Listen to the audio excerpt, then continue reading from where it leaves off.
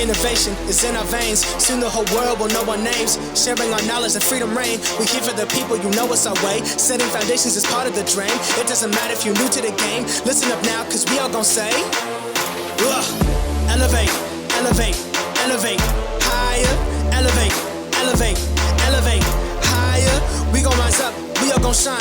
Work through adversity, stay on the grind. Elevate, elevate, this is our time. Elevate, elevate. Welcome to the Elevate Podcast, everyone. It's so great to have you all on one more time. It's your boy Josh. And Reg. And we're grateful to be back on with you yet again. There's a ton of stuff to get into tonight. First off, we're going to break down the Poilievre Rally that we went to over the weekend. Next is, we learned, if you've seen, Trudeau doesn't want to do his job anymore, but he's going to triple down on the carbon tax in the process to make your life more miserable.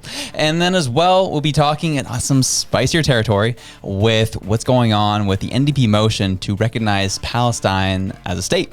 And to talk all of that with us today, we're having Jennifer Elle on with us, and we are stoked to have her. Super pumped. Reg, how you feeling, big dog? I'm feeling good. I'm actually feeling really good. I know I say I'm feeling good a lot of times, but sometimes I'm lying.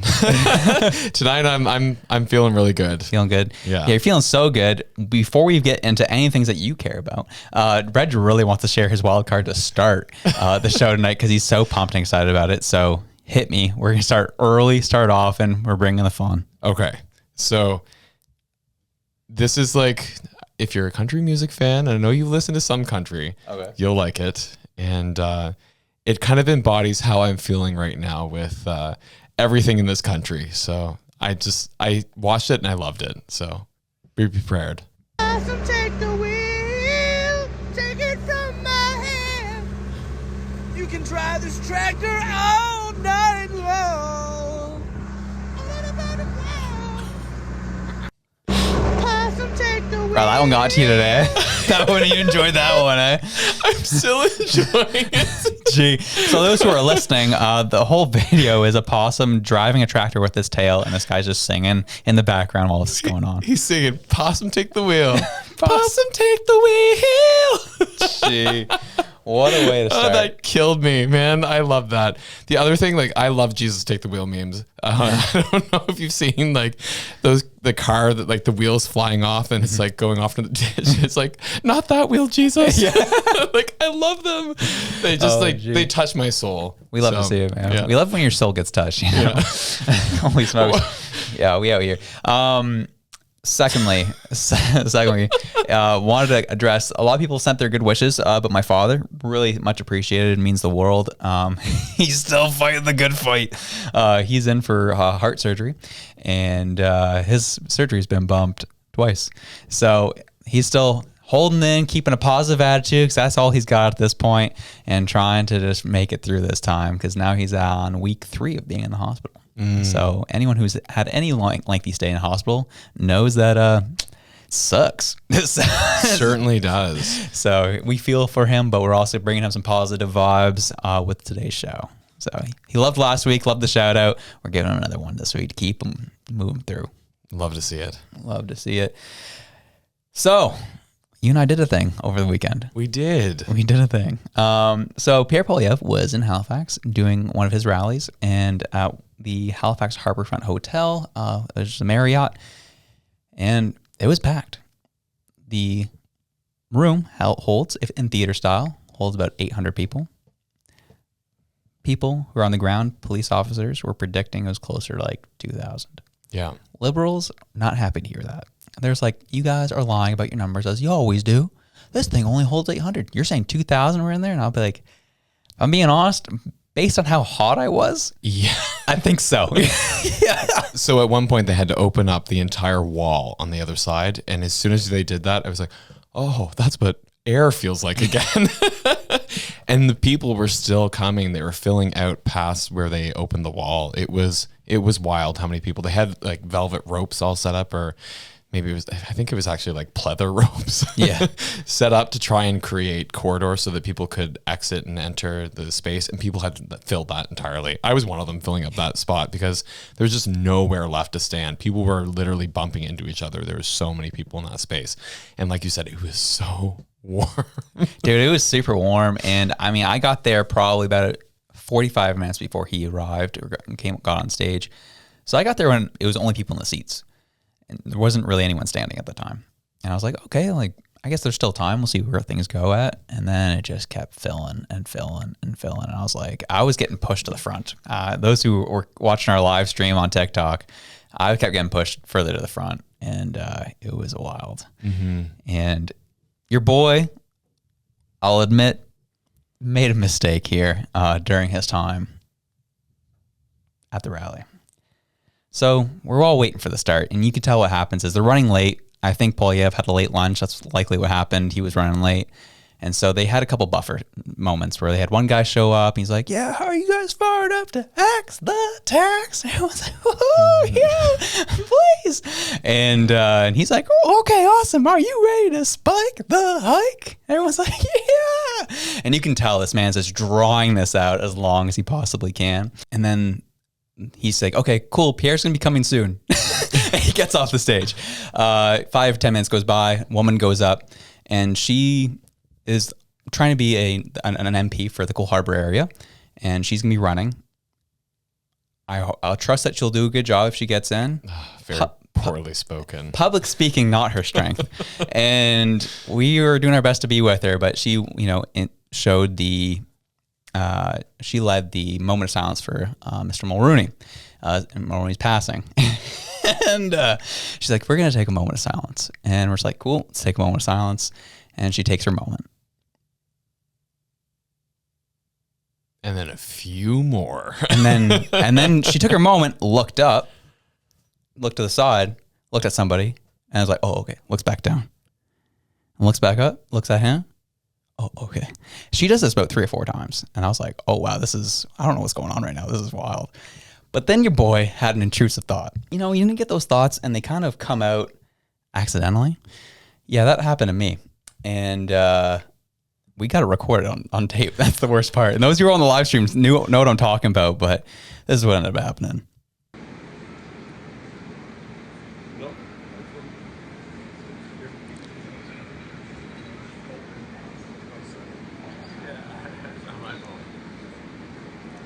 I think that was 5 moments. Sorry. Whoops. Didn't mean to do that. And I did that, and you could hear, I said, I think that was 5 moments. And then you heard me, oh, sorry.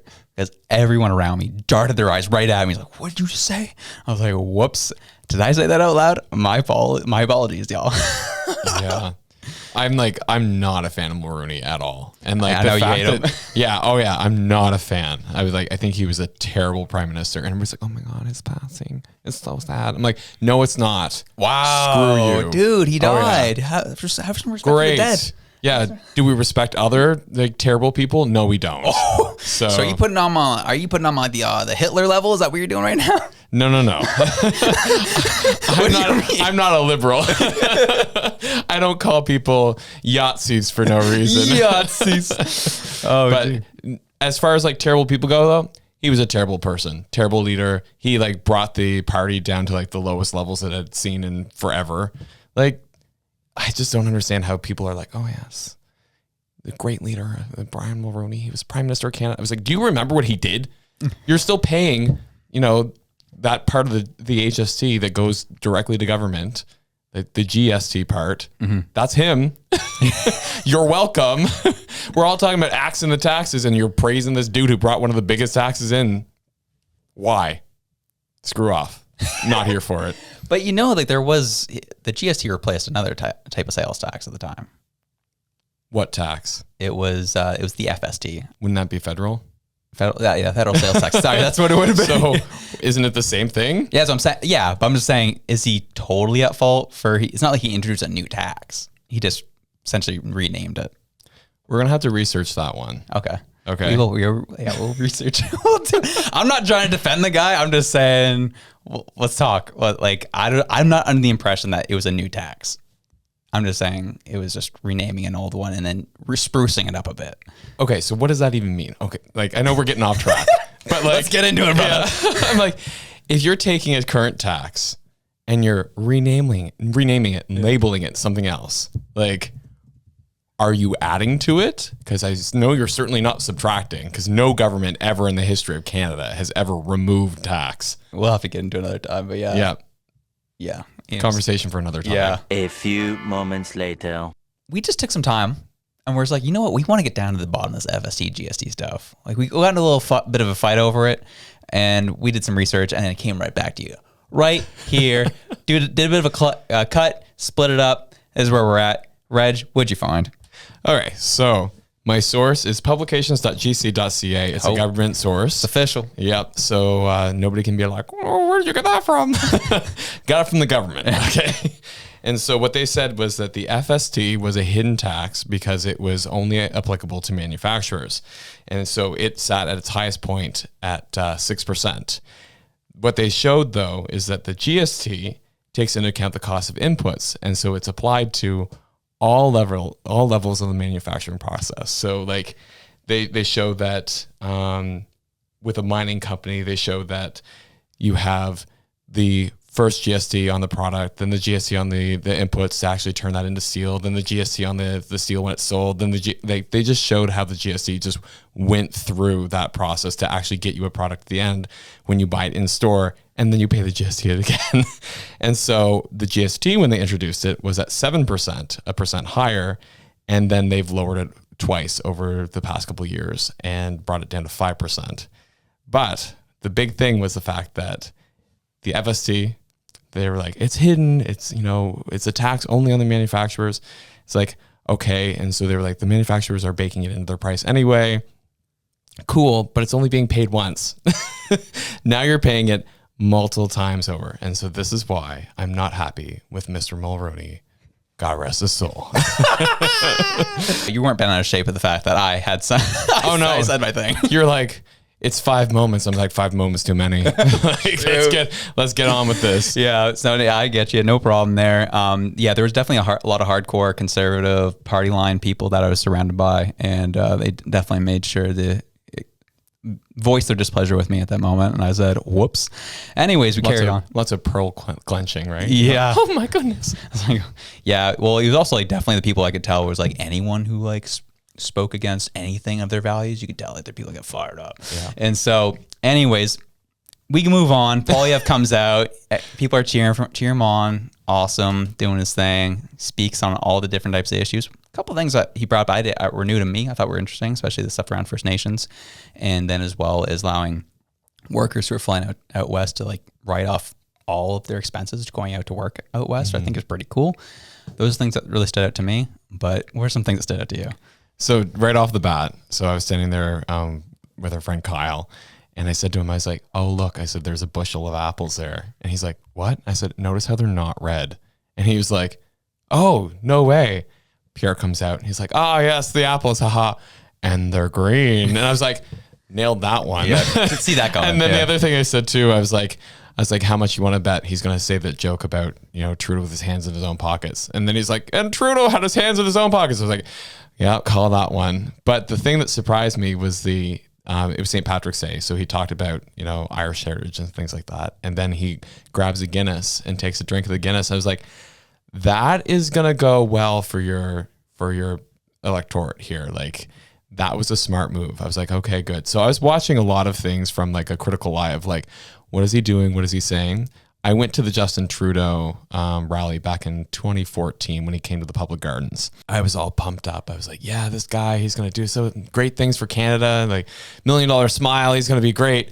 And I remember seeing him in the Public Gardens and going, man, you should never meet your heroes because that guy stunk. I was like, he is the worst public speaker. And so I was expecting that kind of a response from Pierre. And then when he got out there and he spoke really eloquently, I was like, oh my God, this guy actually is the real deal. I was very surprised because I thought, no way is he actually going to be able to keep up with the crowd and keep that momentum and actually react to the crowd in ways that sticks to the party platform, but also speaks legitimately and uniquely to the crowd.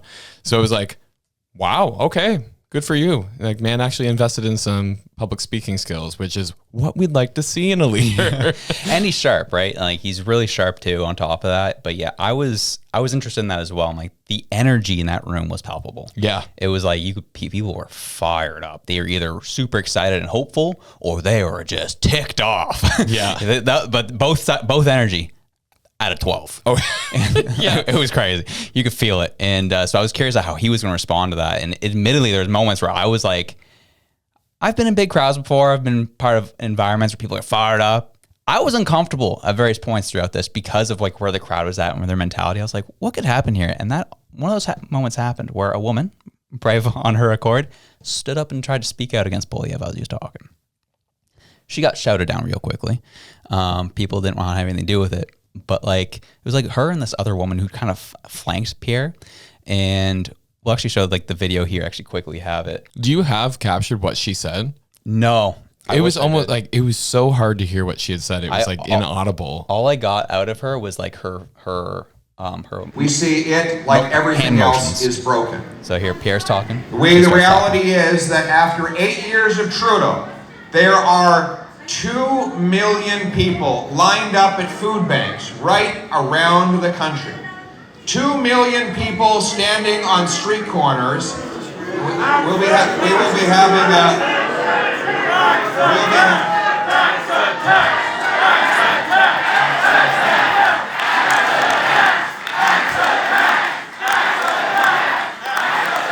This woman's flanking him, trying to do something, trying to show him stuff. He's like, "Hey, get out of my face."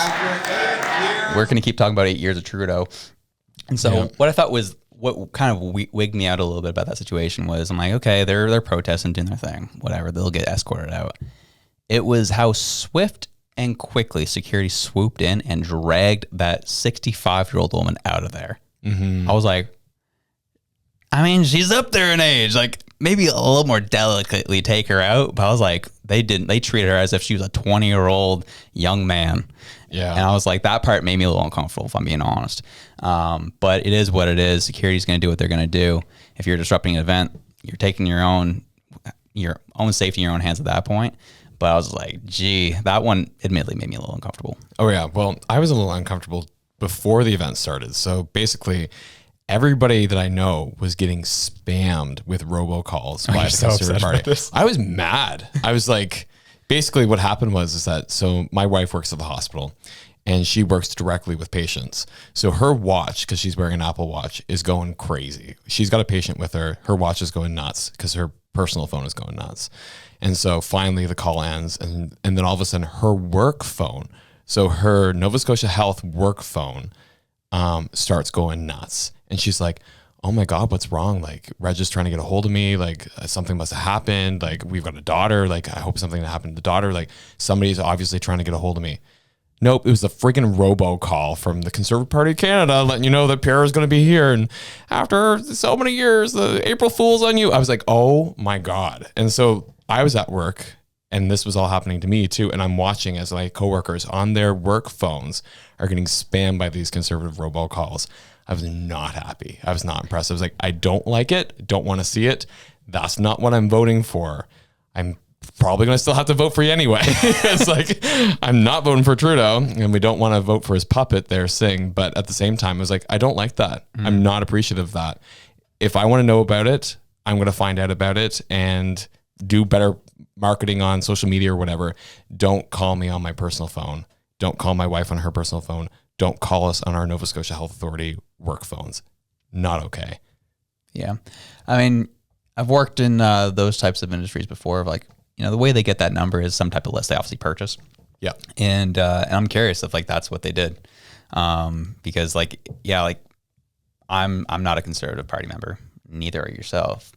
How do they get your phone number? How do they get my phone number? How do you get your wife's phone number? How do they get our Nova Scotia Health work phone numbers? Yeah. The other thing, right? Those are private numbers for use for health. Yeah. It's not for anything else. Right. So I was not impressed with that. There you go. To flip it around though, what I was impressed with is that when Pierre goes up there and he's like, and we have a problem with taxes in this country and we need to bring powerful paychecks back home and we need to cut the federal portion of your income tax. I was like, oh my God. Yeah, please, please. Bless. do more.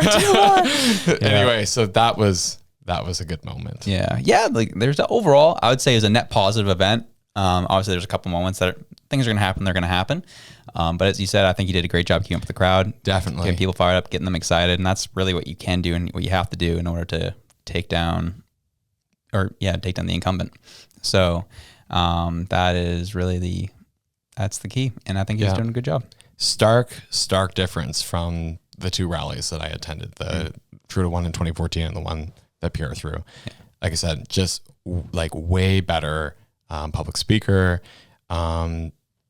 The event was itself just like way better designed. Was like not a fan of it being half an hour late, but at the same time, like a friend pointed out at work today, she was like, well, it said doors open at 1. It didn't say start at 1. I was like, you know what? You're right. I'll give them that. That's on me. Mm-hmm. But it was funny because like I gauged people's reactions at work today too. I was like, they were like, what did you do on the weekend? It was St. Patrick's Day. And I was like, actually, I went to this Pierre Poilievre rally. And I'm just like, I like to stir the pot. Of course you do. So anyway, I went and I told a couple of people. So I had a mix of reactions from like, oh, I wish I would have went. People who were genuinely curious, who were like, okay, like, what did you take from it? What did you like about it? And then some people were just like, oh, you're one of those. And I was like, okay, I know where I stand with everyone. Yeah. And they're like, well, would you go to an NDP or a Liberal event? I was like, hell yeah, I would. I want to know what's being said. I'm an evaluator. I'm going to go and evaluate all what's going on. Yeah, there's different things that are happening. And, you know, especially as myself, this is a new world for me. I've never been to things like this. Typically, I've only recently got into it because of where this show has gone. The day that NDP, the Jagmeet, decides to come to town, or if happens Trudeau comes to town, I'll be showing up because I want to see the type of people that are there. I want to see the statements that are being made. I want to see how they conduct themselves. I want to see where things are happening so we can report back here for the homies of what's going on. Exactly. And so I can obviously passionately tell you there's no green screen involved. Poilievre Rally. As much as the Liberals would like to say that was going on, that was not happening. And I think obviously it's always, you know, the numbers game, the green screen game, everyone's so white game, all of that type of thing is just all a way to discredit the momentum that is being built through these. So, but I will tell you, it was a very white event. But right beside me, there is an African Nova Scotian lady. There is a black guy over in the corner next to me. There was an Indian man who was filming the entire time. So it wasn't like 100% homogenous. It was pretty white though. Mm-hmm. But I mean, that's going to make sense. One, because our population demographics in Nova Scotia, it's a pretty white province. It's predominantly white. Yeah. But also too, just because of the messaging that's out there. Like Jennifer Elle talks about it all the time, where it's like people say like, oh, you know, you're of this demographic, you need to vote this way. So I think that there's a lot of that happening too, right? Definitely. And there was definitely I overheard some conversations happening that kind of made me chuckle a little bit. But I'm like, okay, like those are the types of people that are here too. Whereas I overheard two very much older gentlemen talking like, wow, I heard on CBC radio the other day, they actually advertised for this thing. Imagine that. Communist radio advertising this. I was like, oh, gee. Love it. So the other thing that I thought was interesting was right behind me, there's actually 3 very visible members of the LGBTQ plus community. And I was like, oh, that's surprising. Down. I was like, no, they were there and like eager to listen. And I was just like, huh, interesting. Because like, that's the other thing that I'm hearing. Cause like I hear from the LGBTQ plus community that they're like, Trudeau's going to get out and then we're going to lose all of our rights and then people are going to be coming after us with pitchforks. I was like, no, they're not going to take down the Charter of Rights and Freedoms. And like the only way you could actually even do that is if you had all provinces sign on. And Quebec's not going to sign on to anything that the rest of the country is going to sign on to anyway. So you're fine. You're going to be okay.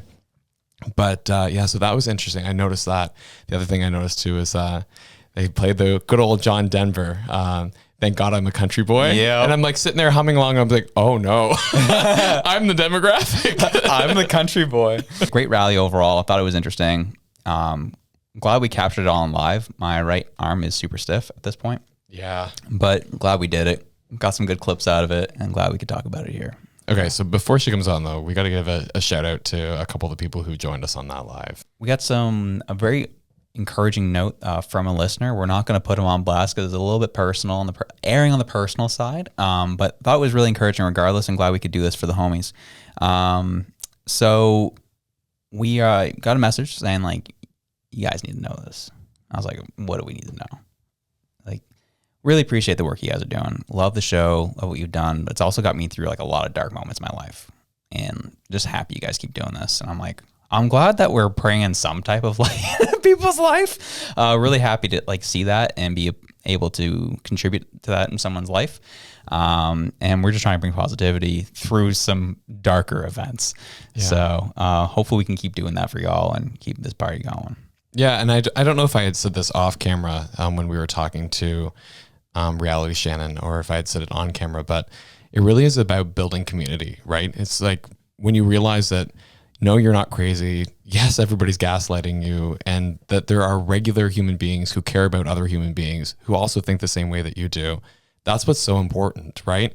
You can be out there, you can be friends with people in the gay community, you can, be friends with people who are liberals and who have some interesting belief systems, and you can still, love your country and be a conservative leaning member of society. Yeah. And there's nothing wrong with that, even though other people would say that there is. Mm-hmm. Like, I find it so frustrating just to see how much people try and beat you down for those belief systems. And so having a space where you can say, you know what, people actually get it. People are listening. People are actually doing the work to put in the research. Like, we do a lot of work to try and do research. Because one thing I didn't want to become is that I have both grandparents, like both grandfathers on both sides, who are very loud, uneducated folks. And I was like, I never want to be that person. I never want to be the person with the megaphone and with no knowledge behind it. So we work, and I work personally on a personal level to try and make sure everything that we bring you is as factual as we can possibly find. And so, and to try and also build up a community for folks like us that is built on knowledge, built on this idea of like shared understanding and a shared way of being. Yeah, I'm going to agree more. And we got to experience that even in person at the rally. Got to see a lot of people that have been listening to the show. And got to talk to them, and it was cool to be able to kind of put a face to the number on a screen. Yeah. And excited just to really, we honestly do appreciate the love that y'all give us. We've received a lot of messages, emails, just saying how much they love the show and how much it's a great part of their week. And we're humbled, quite frankly. We're just humbled to hear that, and we're grateful to be able to keep doing that for you guys. Yeah. And Jennifer's actually just about to join us, so we're super excited. Yeah. So anything you want to add before we do that? I also appreciate the hate. Send it. I love to see it. I was saying today at work, I said, I'm in my villain era. Dude, this guy's fired up, man. Yeah. Don't get in Reg's way these days. I love the hate. Send it my way. I'll revel in it. Dude, you really do. You really do. Which is like a little toxic because I like it too. So we are here for it, and we're excited to keep doing this for y'all. And just like that, we welcome former political staffer of the House of Commons, current policy analyst, queen of throwing bows in the comments. We have the woman, followed by Jason Nash on TikTok, your Indigenous Politico, Jennifer Elle.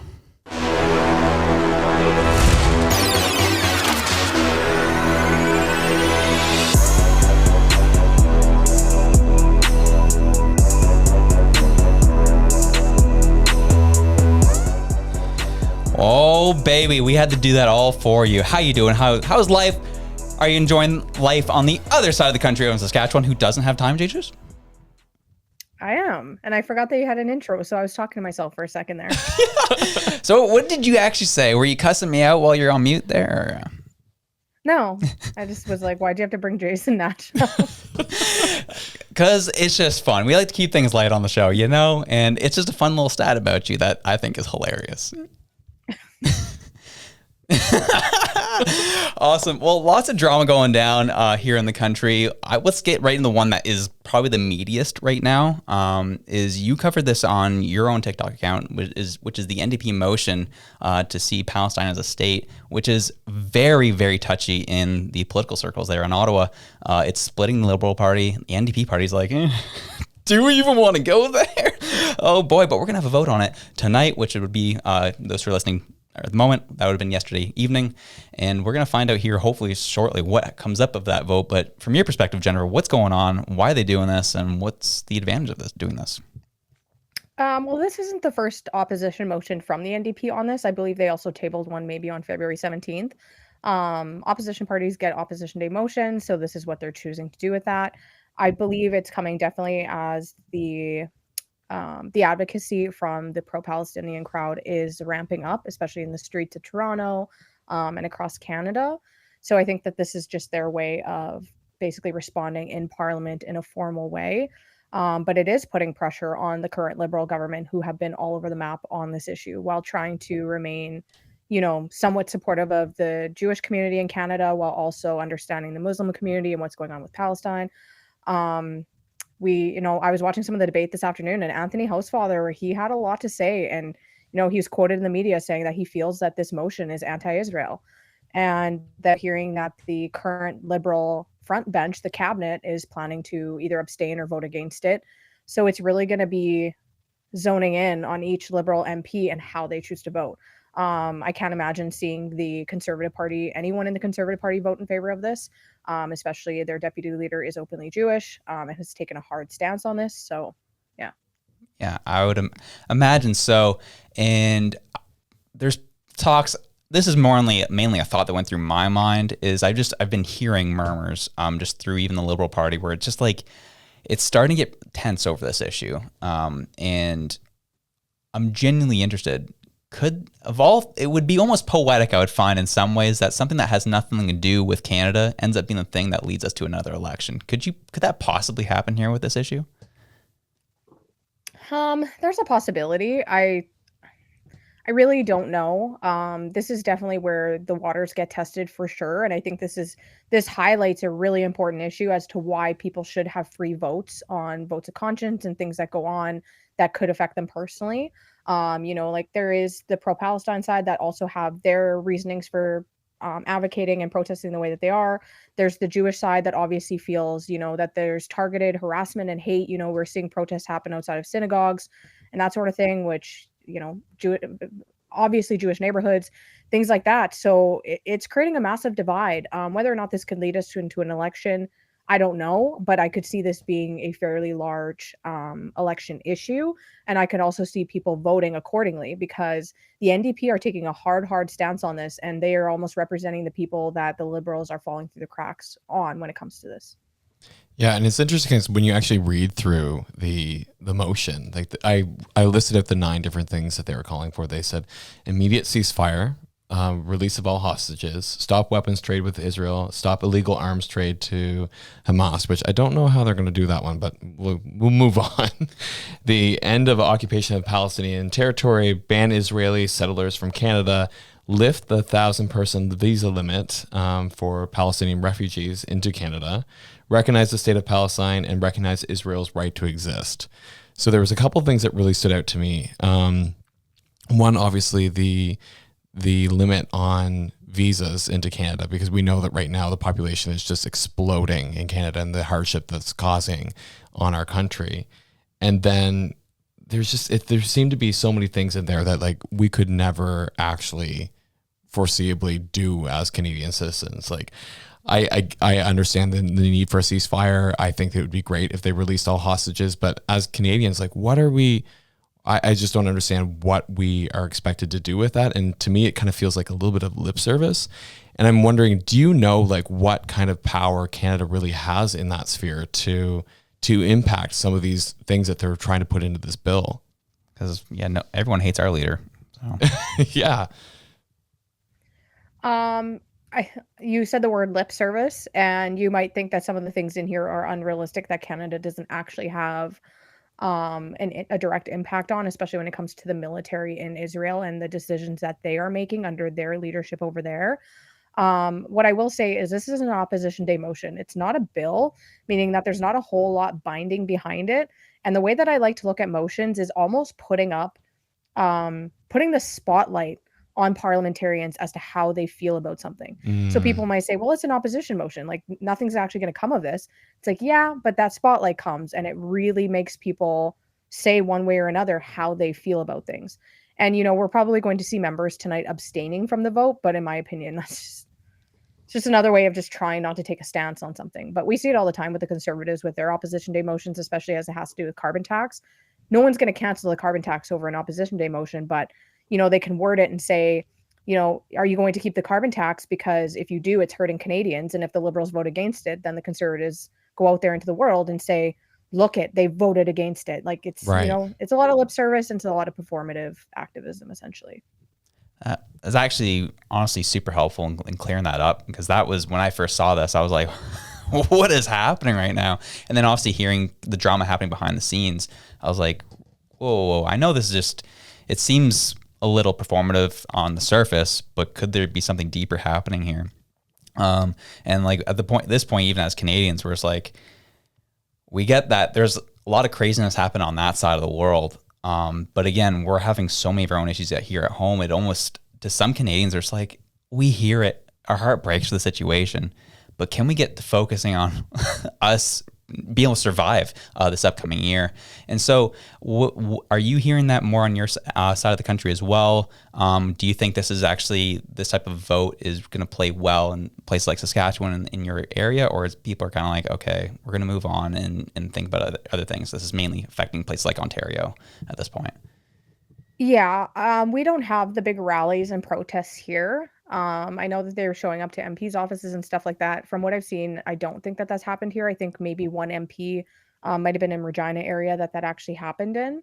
But it does pour out onto social media, but that's about it. I visited a Starbucks on urban reserve land in Saskatchewan, and that, like, in my mind, I was like, this is great. It's an ECDEV opportunity, but the pro-Palestine people came out and were really, really mad at me for going to that Starbucks because of Starbucks' stance on this entire thing.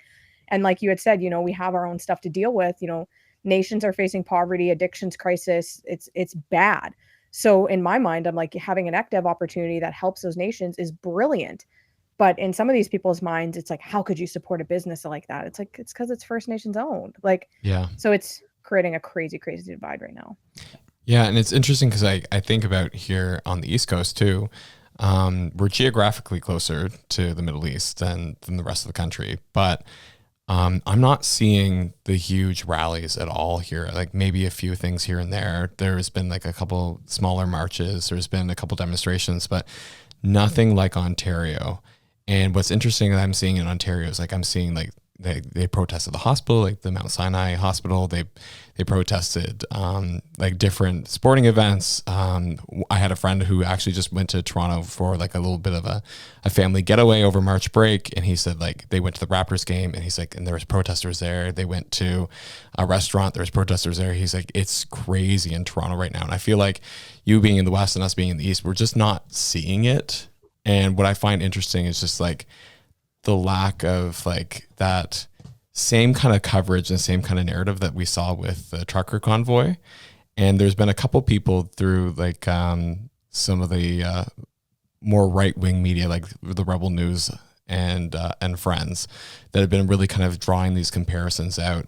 And I wonder, do you see kind of like that kind of comparison happening too in the things that you're seeing about this? Like, are you seeing people comparing the convoy to the protests, and are you seeing kind of people being upset about that in the West? Because this is where I'm kind of like hearing it primarily from, and I'm just wondering, like, what does it sound like on the ground for you guys? Not hearing a whole lot about it on the ground, but I do see those comparisons online. I think more so now that we're hearing about, like, elected officials from other countries coming over, and having to cancel events with our Prime Minister because the vitriol and the protesting is too much and security can't handle the full scope of the situation. So that's really all I see in terms of the connections being made. Okay. Fair play. I guess we'll stick to the things that we're experiencing, what we're seeing. There's more that we could get into it, but we'll save that for another day, where Jennifer's not here with us and she has to put her name on it. I will ask, last week, Trudeau was doing some rounds, doing his thing, and people are just like, Justin, how you feeling? How's life? Are you aware that people want you to step down? And he was like, honestly, this job sucks. I mean, it gets boring at times, not enjoying it. And, but I wouldn't be a man if I stepped down in this moment. And on top of that, y'all can suck it because we are going to increase the carbon tax on April 1st. And we're going to do what's best for Canadians for generations from years from now. I don't really care if what happens to people today. What was your reaction to that? What you seen online? What do you see that as from your perspective, what's going through this man's head? From a political comms side of things, I think that he is tired. I've been saying that for a while. He's been doing some sloppy things that you don't see from someone that's expecting to win again or wants to win again. The Jamaica trip was really the tell-all for me. But it was a French media interview that he apparently did, and he was apparently misquoted saying that the job is not boring. He didn't actually mean that. But all of his major comms people were spending the weekend defending that. They're like, he didn't say it's boring, but they're not paying attention to the fact that he said he wants to quit every day. I'm like, yeah, like that's worse in my opinion. Wouldn't be shocked if he wants to quit every day. The vitriol's huge. Like his wife publicly left him, apparently has been saying some things that have been kind of shady towards him. Not shocked at all. But the carbon tax, to me, it's just, I genuinely don't understand their thought process with this. I understand implementing the carbon tax and how they truly feel that this is going to, affect people's decisions when it comes to the environment. But at the same time, why are you increasing it on April 1st? You have the ability to pause the increase. You also have the ability to pause your wage increase. We saw Stephen Harper did it during his time in government, but they're not doing that. And it's like, how are you going to stand in the House of Commons and say, we know times are tough for a lot of people right now? Okay, then keep the carbon tax if that's what you want to do. But why are you also increasing it? So I think that's why now you're seeing the conservative messaging changing. Now their new slogan is spike the hike or something like that. Yeah. It's not only do they want to axe the tax, but they're also trying to fight against them spiking it because they're also increasing it. They're going to have a really hard time selling this to Canadians on all sides of the fence on this one. I had to laugh because I was like, spike the hike. So when we went to the rally, they're like, spike the hike, axe the tax. I was like, did somebody hire Dr. Seuss here? Come on, guys. Yeah. We don't need this many rhyming things. But they're loving it. But I feel like one of the big things that I hear a lot about the carbon tax is that it's supposed to curb people's spending and their habits when it comes to things that are polluting. But it's funny because when you look at and you would know this from economics, when you have things that are fundamental to life, like being able to get to work, being able to heat your home, being able to grow vegetables, things like that all are interdependent and use fossil fuels. It's what do you expect to happen? People aren't going to stop going to work. People aren't going to stop heating their homes. And so I feel like it was very misguided in that way. And for them to just keep raising the tax, it's people have already cut back where they can. All you're left with is the essentials.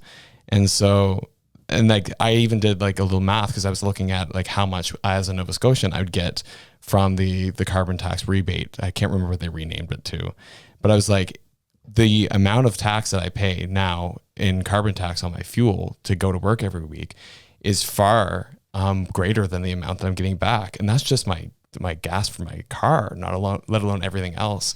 It's because you're a major polluter, Reg, and you suck at life. Apparently. But I even did the other tax. I went and looked at the fact that I was okay, I can't get public transit where I'm at. But I was if I took public transit, how much does a public transit bus use in diesel? And then I looked at how much that would cost over the Halifax, public transit fleet. It's going to run them an extra $7 million a year in their budget just to run those buses because of the carbon tax. And it's that's money that they now have to charge on property tax to make up for that loss in their revenue. So it's really, really hard. And I just don't understand where they're coming from when they're saying this is going to be something that's going to really help people make better decisions about the environment. So it doesn't make sense. So make it make sense. I remember getting into a fight with somebody on Twitter about this. Creek Pete. And how they were you just need to figure it out. And they suggested, I went to their profile and I think they were from Vancouver or something. And they were have you considered riding a bike to work? And I'm what do you mean? And I think these people are really out of touch with what life is like in Saskatchewan. So we have this is off topic, but we have this group on Facebook called like WTF Prince Albert, because Prince Albert is a very unique place on its own. And someone caught someone riding a bike in the snow like a month ago, and I so badly want to go find that person that I was fighting with. And I don't know if you guys can see. Oh, gee. Wow. That's a trooper. But like, am I gonna put my kids on my bike and go bike in like 4 feet of snow? And like, our public transit here is not great. It only operates at certain times. And like, it's just, but there's a disconnect, right? Like, there's a huge disconnect where people genuinely don't understand. And heating my home in the wintertime is not negotiable. It's not negotiable. So. Yeah, I totally agree. And like, that was the thing, is like, I don't have the option of public transit where I live. Like, it's not available. I have to travel like a good 10 minutes to get to public transit to then take it. And how am I going to get there? I can't fly. So the disconnect is real. And it's funny because like, coming as somebody with a background in business as my undergrad, and then environmental science sustainability as my master's, I'm like, it doesn't add up, guys. There's so many better things that we could be doing and so many better policies. And something I was kind of like flirting with over the weekend was the idea of that there's different places around the world that use royalties off of oil and gas, off of mineral extraction, what have you. And that's what funds their social programs. I mean, we saw that Norway did it. I think Wyoming does it. North Dakota does it. Different places. And I'm thinking like, one of the biggest problems in Canada is the fact that when they do extraction, that you're left with like this massive cleanup that has to happen. And usually the province or the government has to clean it up. And it's the taxpayer that holds the bill at the end of the day. And I'm curious what your thoughts are if you actually implemented something kind of like an insurance program like the CMHC has for housing, where you implemented like almost like an environmental insurance program where you can come in and do that economic development and resource development, pay the province's royalties, but then also have this this insurance program for cleanup, basically, if something goes wrong. Do you think something like that could work? I think so. I think that the government is going to need to get creative. I also think, if the Conservatives win the next election, they're also going to need to get created. I think if they just axe the tax altogether, there's going to be a lot of people that are looking for that leadership on, environmental policies. So yeah. Yeah. I'm always trying to find the creative solution. We're here for it, Reg. And so, Jennifer, we do have a question for you. Since we went to this rally yesterday, you popped in our live here a couple times. Do you have any questions for us with how that went down, or anything that you're curious about? We'd love to answer your questions. Did you actually buy that shirt? No. I was actually, funny enough, I went out to talk to Ricky Perk, which is Reg's MP. My MP. And we were just talking because I wanted to kind of hear what he's doing, the projects, things that he's been working on, things that are kind of, what's picking his mind these days. And then another Conservative MP came up with an extra shirt that Pierre didn't throw out. And he's like, hey, you want this? And I was like, you know what? My mom loves Poilievre. I'll take it. I'll take it. But I had to use that as a prop. My promise was like, Mom, you can have it, but I got to use it as a prop on tonight's show before you take it. But yeah, I didn't buy it. So I don't know if you live in a Liberal riding or where you live, but is bringing that many people out on a Sunday, is that an easy task to do for a political rally, or is that indicative of? That was big. That was huge. But Reg went to watch Trudeau in 2014 when he came to Halifax, so he can actually speak to what that crowd was like. Yeah, so I did. I went and saw Trudeau in the Public Gardens back in 2014 when he came to speak. And one of the biggest things I noticed, I was like, man, he sucks at public speaking. So when I listened to Pierre, I was expecting that same kind of level of quality, I guess. And when I actually heard him speak, I was like, oh my God, he's really well spoken. That kind of shocked me, which is kind of sad when you think about a political leader that they wouldn't be well spoken. But the crowd was not anywhere near what happened at the Marriott Hotel. There was probably, I'd say, like a good 400, maybe 500 people in the Public Gardens, and that was, that was spread out too. People weren't standing side by side. like there was a good coverage because you're in a big garden space, right? So they were trying to make it look bigger than it was, I think. But yeah, there's public gardens, you mean? The public gardens, yeah. So that space though, like, and the fact that it was also St. Patrick's Day, so a lot of these people, they gave up like their plans to go drinking and to do normal activities that you do on St. Patrick's Day, especially in a city like ours where there's like a big drinking culture, to actually have everybody in that room instead of out at the bars, out with their friends, out with doing things. It was intense. And what I thought was interesting too was I was expecting a more homogenous crowd, and I was actually surprised by the diversity in age, the amount of people there of like both genders. I was surprised. Different financial backgrounds too. Yeah, exactly. And people. The entire. Sorry, go on.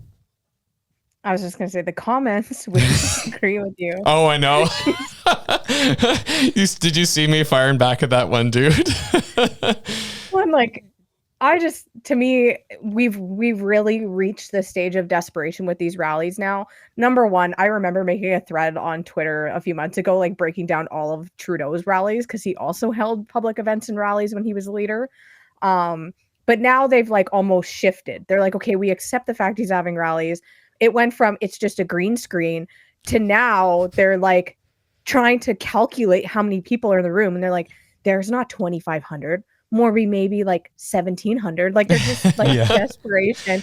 But now it's like, oh, look at the diversity in that room. It's like, so I like go to the census information and it's like, yeah, well, when you have 95% of people are European in that area, like what are you expecting? Exactly. And it was funny because like there was one commenter being like, yeah, there's no black people in that room, is there? And I'm like, except for the lady that's like literally right beside me. She looked like she was probably early 50s. And I'm like, she's right there. And then the Indian man over in the corner, and then the other black young man sitting down. I'm like, like granted, like you said, there wasn't a lot, but at the same time, they weren't absent. Right. And like I was saying to Josh earlier, is that there was a couple people that were like visibly in the gay community behind me. And I was just like, wow. Cause like, that's a big thing that they're like, oh, Pierre, doesn't like, people in the gay community. He wants to take away rights and freedoms. He just wants to restrict everything. And so to see people there of different communities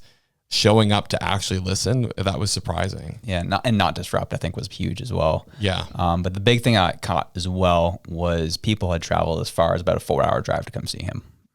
And so, yeah, people showed up. So I thought that showed me something, that A, they have hope.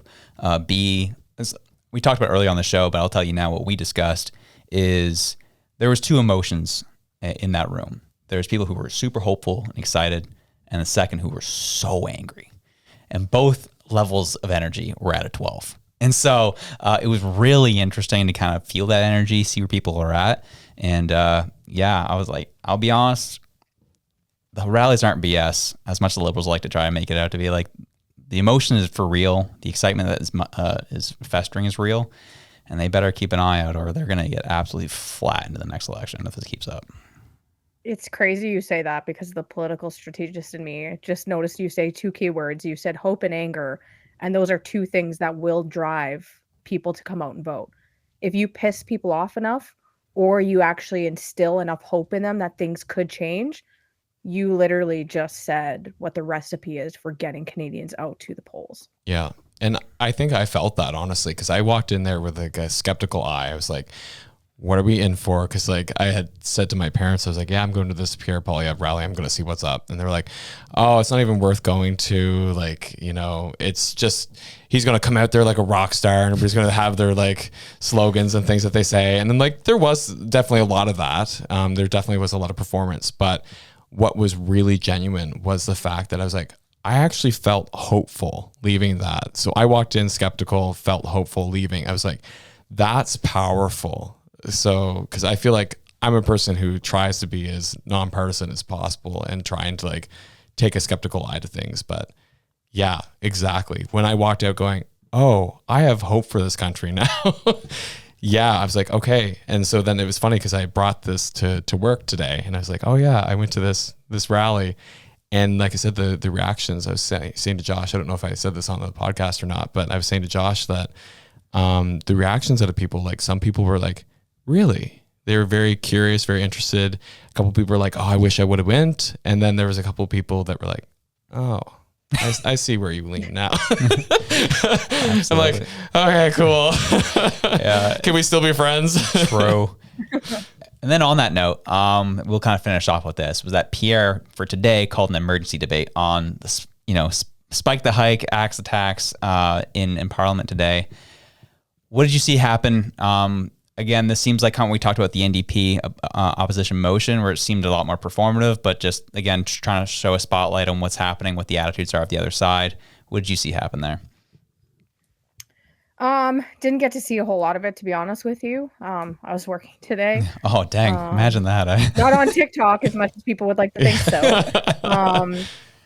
But yeah, I think that we're not going to see the Liberals move on any of this. I think we're going to see a hard stance and not a lot of bending until the next election, especially as they all come to terms with the fact that they are most likely going to lose the next election.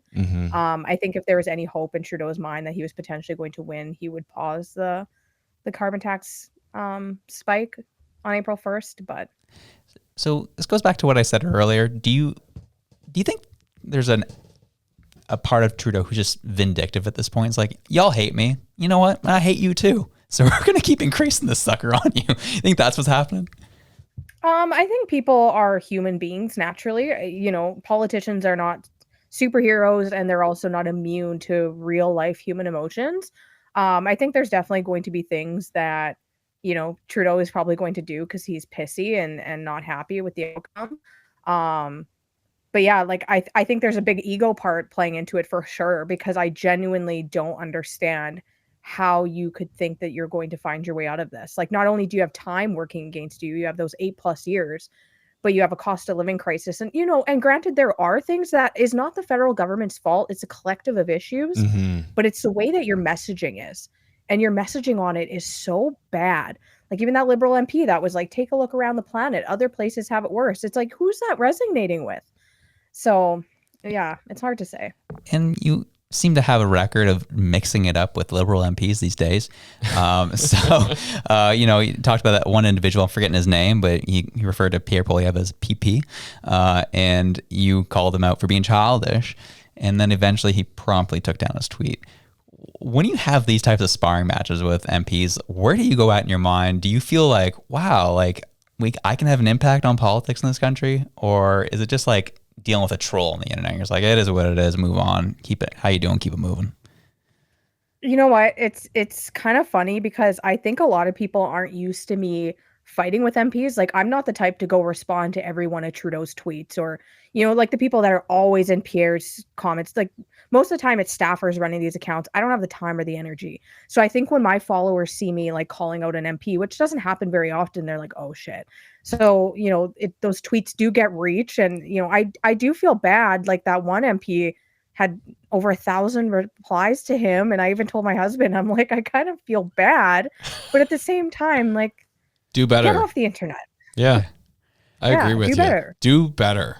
Because like, that's the kind of crap that is not in our political system, or that we don't want in our political system.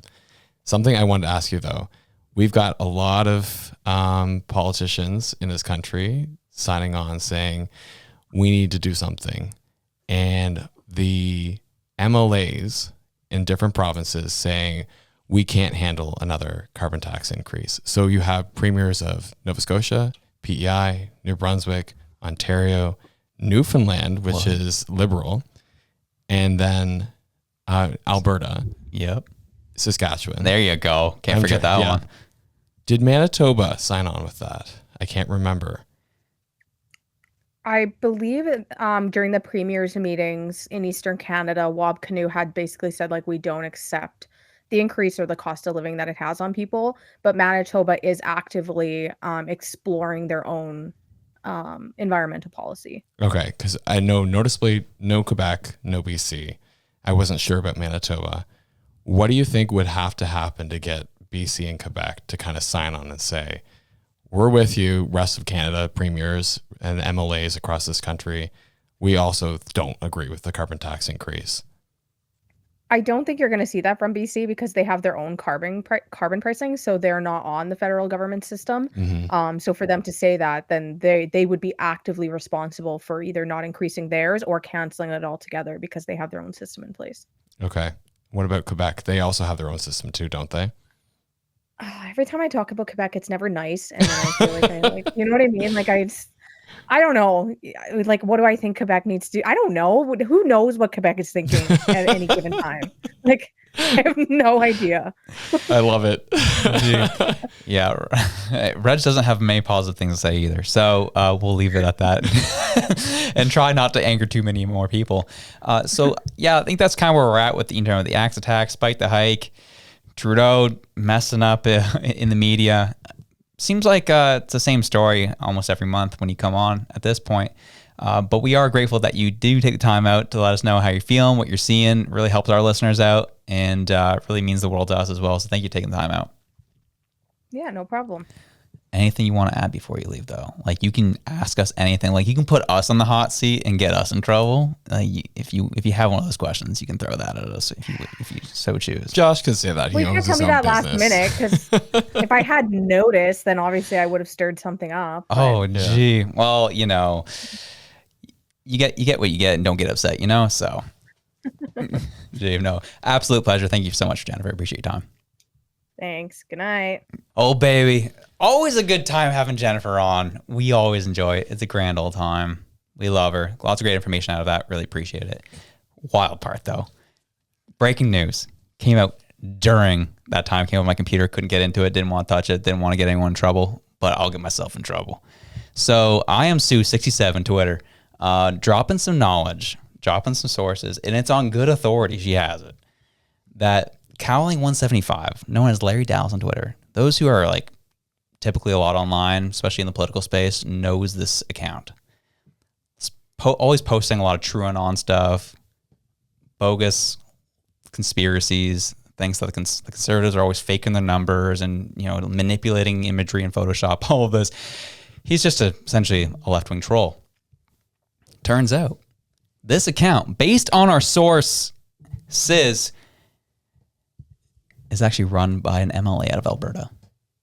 That's wild. That's bad, man. That's so bad. And it was funny because I said to you, I was like, I saw the one video or the post that came up, and it was like left, and it's like we or us, and then it showed like right wing. It's like me, and he's like bingo. And I'm like, who is this guy? Who is this guy? Yeah, he even posted, like, it was actually today's from the rally that we experienced on Sunday, where he literally, took a photo of someone, like someone had a phone up, taking a photo of Poilievre. He's like, look how manipulated this is. Look, the image on the phone isn't the same with what's behind the phone. And I was like, no, it's the exact same. What are you talking about, brother? But so it's just the crazy stuff that people are kind of posting and like trying to be posting anonymous on these burner accounts. And you're starting to find out more and more that these things are run by supposedly reputable people who are causing a little bit of trouble. So I think that was shocking to hear, shocking to learn. And I think these people need to be exposed. If this guy is in a position of power or of influence in this country, especially in our political system, and he's doing this type of stuff on social media under a different name, needs to be outed, needs to be talked about. And that's as far as we know right now. We don't know who it is yet, but we do know it isn't likely an MLA out of Alberta, left-leaning. So fun times, man. Fun times. I feel like it's just been a wild night. The vote has got delayed already. Yeah. We're out here waiting. It's currently we're running on 9:45 Atlantic time. This vote's not going to happen with us being on the show tonight, unfortunately. We were dying to see what's going to happen, but we'll have to wait till tomorrow, and we'll see what happens. Big things. We came across some information this week, spooky information in some ways. The RCMP reported that the future looks bleak for Canada. It's not looking great. They listened to our show last week. Said, Josh, actually the future's not bright. Things aren't looking better. It's actually going to get a whole lot worse before it gets better. And we looked at their report. A 9-page report they gave the government of Canada that then came out on a FOIPOP, Freedom of Information Act. And it was redacted to oblivion. But the pieces we did get out of it were very concerning in themselves. And just the overall rhetoric and narrative being portrayed in these 9 pages was like, I'm losing a little faith in the RCMP. What did you see, dude? So one of the things that I wanted to point out first off was that they had a whole section called erosion of trust. And I was like, ooh, this is going to be good. What are they talking about here? They get one line. I'll read you the line here. It says, the past 7 years, who was in power in those 7 years? I don't know. But anyway, Good question. yeah, have seen marked social and political polarization in the Western world. That's it. They redacted the whole rest of it. Gone. I'm like, so you're not going to tell us what eroded the trust, are you? Just completely blank. Other things that they had in there, they had a whole bunch on climate change. Not a lot was redacted from that, which I thought was interesting. You know, that fits the narrative, right? Mm-hmm. But they said that we can expect increasingly violent and concurrent storms that will affect drought, floods, and persistent heat waves. It's going to reduce the global supply of key resources, so we need to be aware of that. And like, yep, water wars, that's something for the future. Mm-hmm. But luckily we sit on quite a bit of water reserves, so we wouldn't be too badly affected by that. But it's something to be aware of. Nestle's sitting there going, we've got our bottle of water, we're doing good. Housing, disinformation, restrictions, and stuff from the pandemic. The holdover from the pandemic that I thought was interesting, I'll read you this quote. They said, the damage to the economy and the social fabric of the nation is ongoing, and there is an established opposition to existing and potential public health measures and other restrictions. But it was the part there, the damage to the economy and the social fabric of the country is ongoing. That is a statement in and of itself. Looking at that, going, yeah. I know. Well, yeah, we can tell what's going on here. It was that statement that really perked my interest and concern. Was part of that was, the fabric, things are being torn apart. And then followed up with this.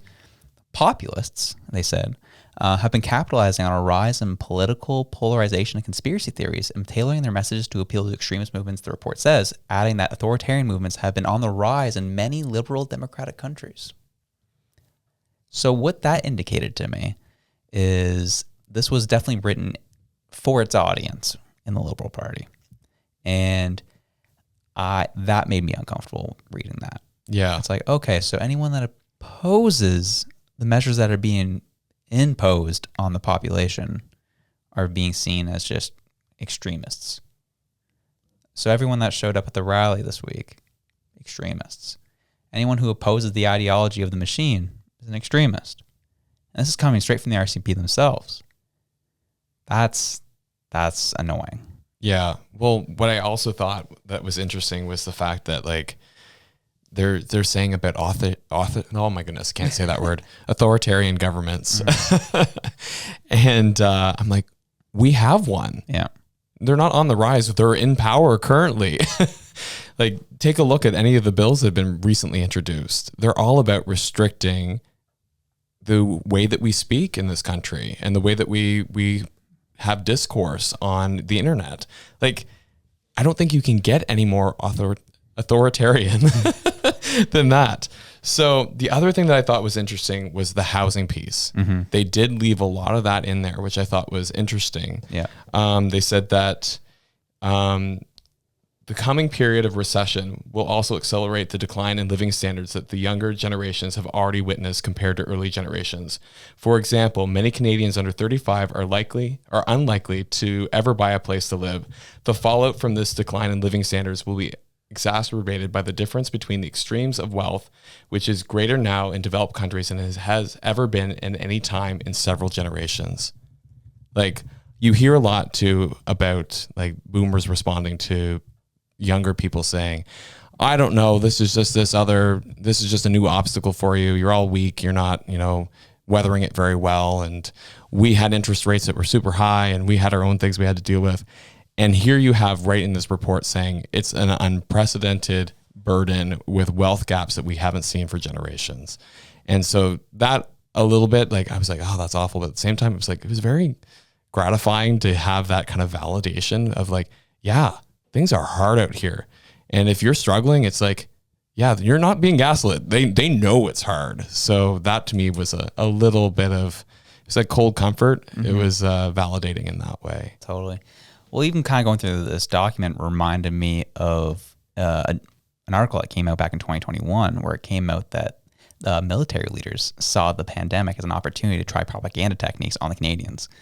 Like that's what that reminds me of too, where like the people that we are supposed to trust, the institutions are supposed to trust, are actively just doing stuff to us. They're poking us, they're prodding us, getting people divided against each other. And then they're going to turn around saying, well, man, it's crazy how divided Canadians are nowadays. And anyone who calls it out is crazy. Like, this is why people are literally nuts. And so this is why this is what hit me obviously when we were at the rally on Sunday, where it's like, there's some people that were so angry. Like the people, like their anger, I could feel their anger. And I'm like, I didn't realize, I know people are mad. I know I'm mad. I'm not pleased. My family's not pleased. I have friends who are not pleased. But there are some people who are really, really mad. And I was like, oh, dang, this is just a pocket here in Nova Scotia. Yeah. What's it like across the country? And that's what concerns me about things moving forward. Yeah. And it's also concerning because I feel like I know last week I was just very uncharacteristically like mad myself. And I feel like a lot of that was because I was consuming stuff within that same vacuum and I wasn't getting a break from it. Mm-hmm. And so I think that, you know, 1, times are tough. 2, you've got people gaslighting you. 3, if you're consuming all of that media all the time, it's just going to stir that anger until it festers. And like not even joking, last week I was just like, I was so mad. It was my birthday and I was just madly scrolling through news articles. I was reading CBC. I was reading The Post. I was reading, I actually read a couple of Rebel articles, to be quite honest. And the whole time, like throughout the different platforms, they're all saying the same thing about how crappy things have gotten.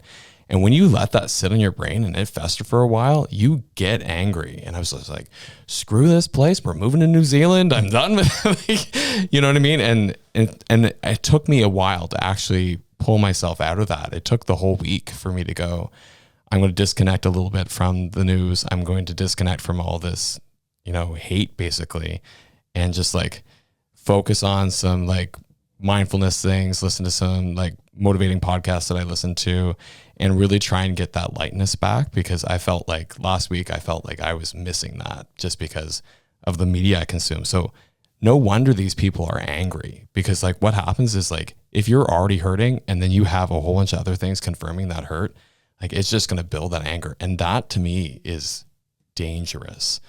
And that's where I'm concerned, is that if this keeps going the way it's going, and if we have this tax hike like they're proposing on April 1st, I think people are going to be so desperate and they're going to be so burnt out by everything around them that I think you'll see some things happen that are not going to be pretty.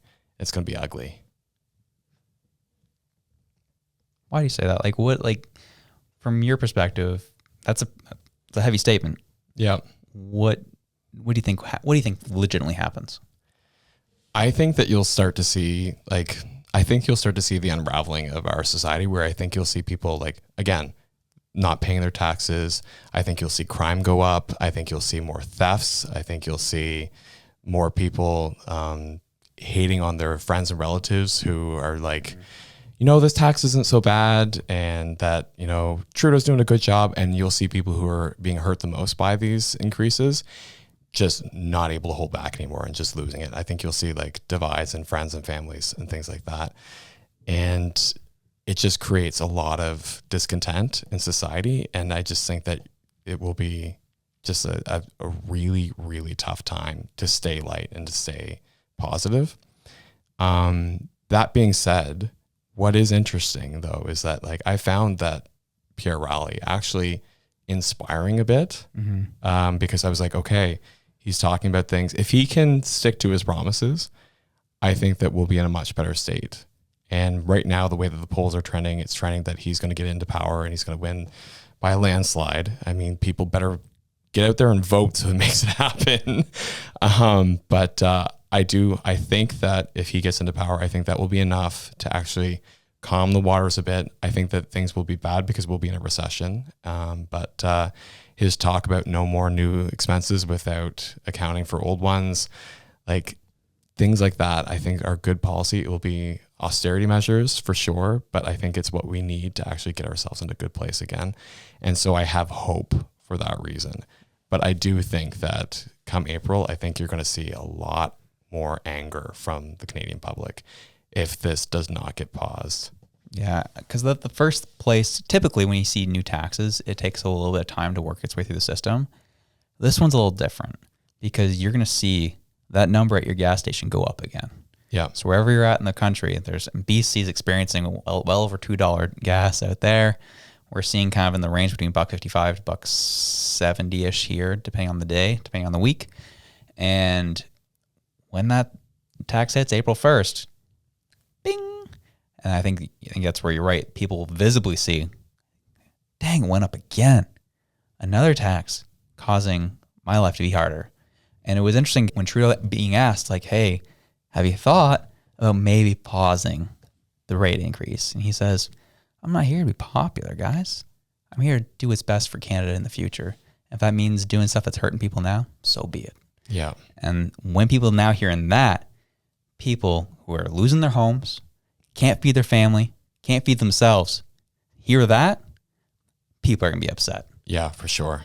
And on that note, we're going to a wildcard segment with Seraphina. Those who know, we covered her a few weeks back on one of our wildcard segments as someone who is just doing their best, trying to learn, become a better singer, but gets roasted online all the time. And we are super happy. We're going to have her on with us. Here, we got Seraphina from TikTok on with us, the electrifying cover artist of Taylor Swift, who's become very famous on the social medias for that reason.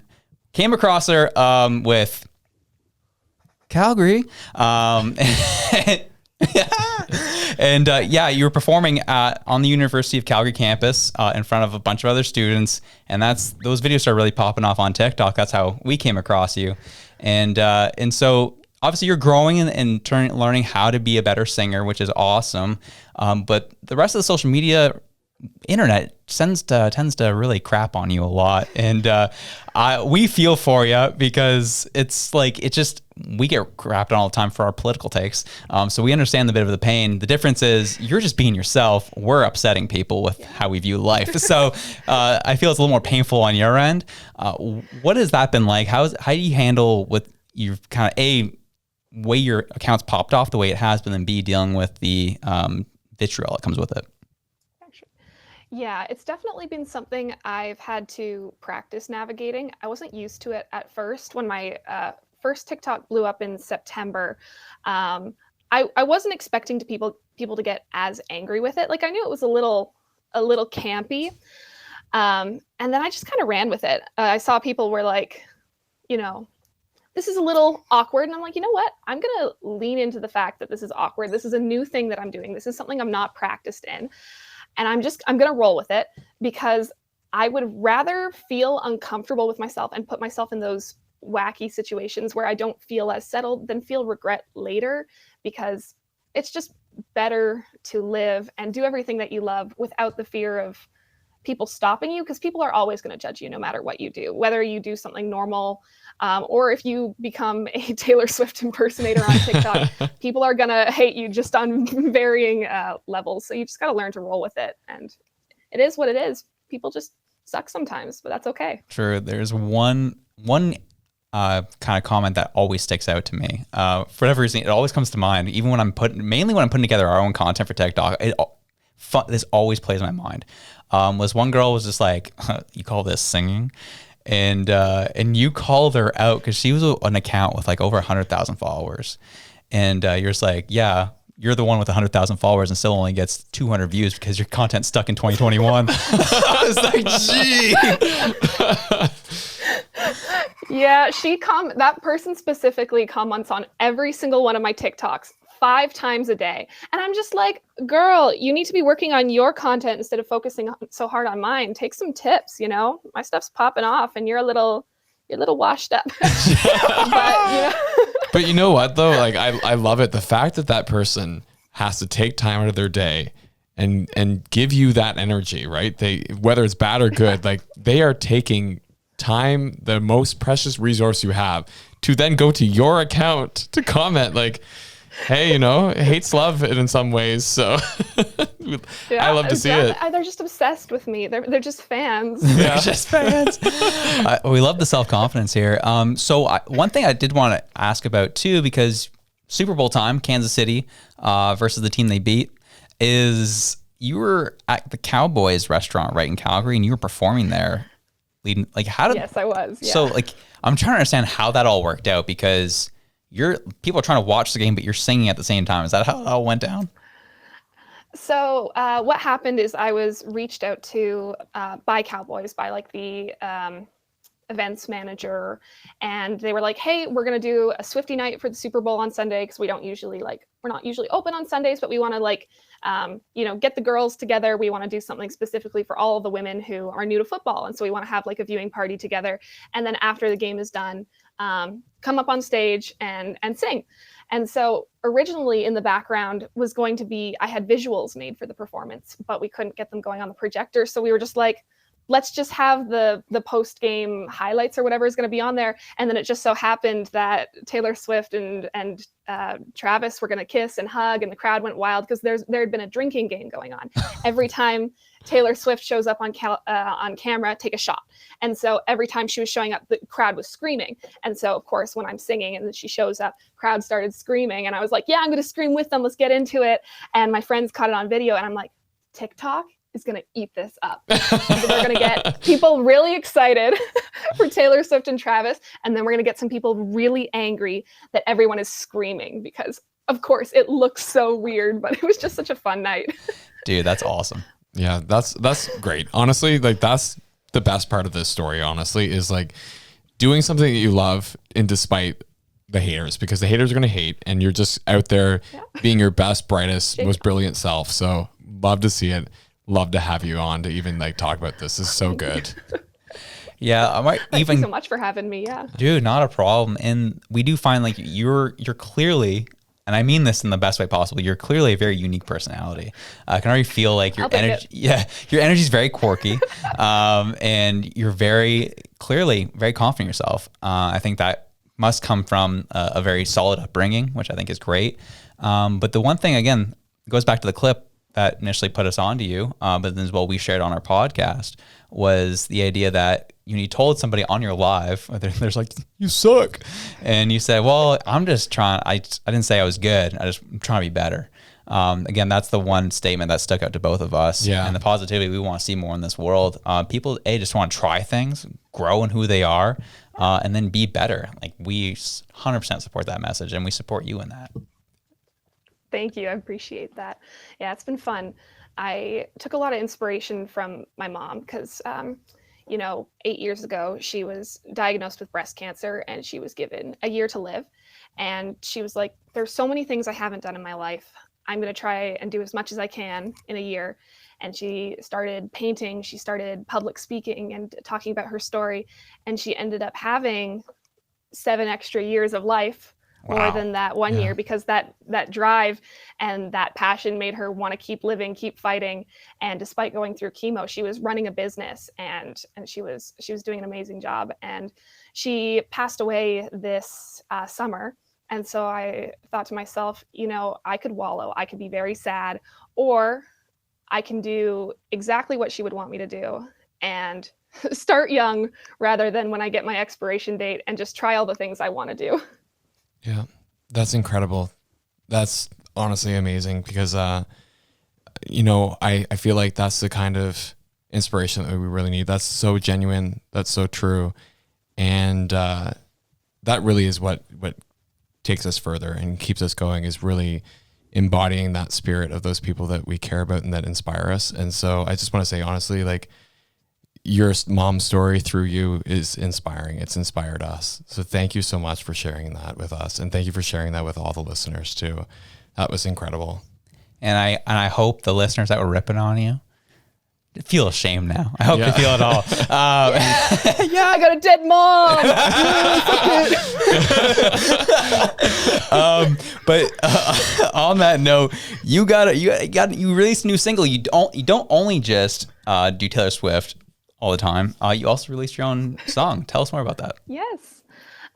So for anyone who doesn't know, I'm from the good old Alberta. I got that good old prairie blood in me. Let's go, Berta. Oh yeah, good old Berta gang. And so I ran into a lot of people in my life, who were nasty drivers. And so I made a song called Mr. Fast Car to just rip on all those dirty men who decide to to stink up the school, not shower. It's really just about a greasy guy who drives his truck and then leaves it on all day. And I just had fun writing it because it's just a glorified roast of a song. That's awesome. That's wonderful. That's great. There's one question I did have about that, because I remember you released it on TikTok, you announced it, and obviously you were singing the song, and then you proceeded to do a couple of these. Do some of these, and just wondering, no one could hear what you're saying. What were you saying in those moments? A lot of things. I think I'm. So he takes his car and he beep beep beeps and he beep beep beep right up the beep beep. I have to keep that one censored for TikTok and probably for any clips or any YouTube thing. It's all bleep bleep this and bleep bleep that. Comical. Love it. Yeah. Absolutely. Yeah. Do you have one more thing? It's a tailpipe for a reason. Gosh. Oh man. Oh man. You are something else. Last but not least, people who would do some internet sleuthing, get to know, follow some of your links. You have a YouTube channel that has maybe like 3 videos on it. One of them being Rice on My Pants, which you released 2 years ago, which is definitely I would say a unique and cultural experience for me at least. And it was something else. What made you want to create that? Were you bored on a Saturday, wanted to create some content? What happened there? Yeah, so I actually released that for the first time during COVID. If you look it up on YouTube, there's going to be like 4 different versions, because the first one was posted by my high school because I was in 11th grade. And start of COVID. And I had been playing with this little tune in my head because I was eating lunch one day with my friends and I just spilled rice on my pants. And I'm like, there's rice on my pants. What a disaster. And then I'm like, that could make a song. And my friends were like, Sarah, no, what are you talking about? And then I was like, I'm going to prove it. And so I picked up my guitar one day during COVID and I'm like, there is rice on my pants. What a disaster. Rice on my pants. How did it get there? And then I needed to submit some sort of project for one of my media arts classes for online school for COVID. And I'm just like, I'm going to make a music video. And then I'm also going to enter it into my school's lip sync battle because we were doing that as well. So I'm just like, boom. Love it. However many birds with one stone. I won a $75 Starbucks gift card. There you go. Flashing my dollars. Well, that's cute. Stories are always better when you find money at the end. True. This is great. Exactly. Mainly, this is more personally for me. Well, what was the high school you went to? Springbank Community High School. Oh, Springbank is where you're. Gotcha. Yeah. I grew up in the northwest end of Calgary. I went to Varsity Acres. Then ended up moving. I would have went to Earl Abe Hart. Was it? I forget what it was called. But anyways, so interesting. I went to Springbank for hockey games and stuff back in the day. Springbank back in when I was younger wasn't a part of Calgary. It was out in the boonies. Yep. Now it's touching Calgary, which is crazy. Awesome. Well, thank you so much. Thank you so much for coming on, telling your story. It was really awesome. I'm sure it really uplifted our listeners after we talked about a lot of heavy stuff on the show today. This was a great way to end. You got 1 minute, Sarah. Tell us where your socials. Tell us what you need to know. What we need to know. You got 1 minute. Tell the world. You can find me on all social media: TikTok, Instagram, YouTube at Seraphina Ellen. That's Seraphina, and then Ellen. Most of my stuff is on TikTok. I live stream at night, and you need to stream Mr. Fast Car on Spotify, Apple Music, YouTube Music, Amazon Prime Music, whatever you listen to music on. I don't know, audiobook? I don't know. But you need to stream Mr. Fast Car right now. So then if I get enough streams on it, I can make a music video and actually have it have a high budget.